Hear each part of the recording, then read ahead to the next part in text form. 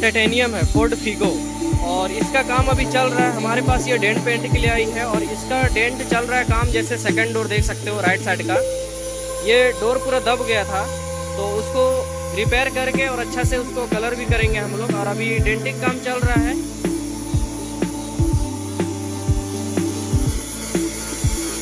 तो डेंट होने के बाद कैसा डेंट फिनिशिंग में आता है वो देखना, उसके बाद फिर कलर भी करेंगे।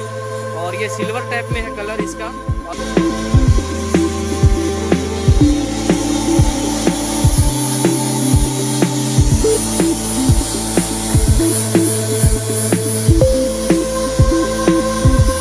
पूरा डेंट कंप्लीट हो गया, अब इसको रेडी करने जा रहे हैं, उसके बाद फिर कलर हो गया।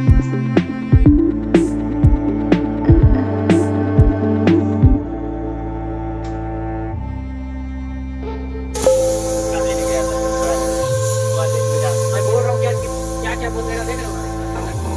अब मैं नहीं बोलूँगा, तो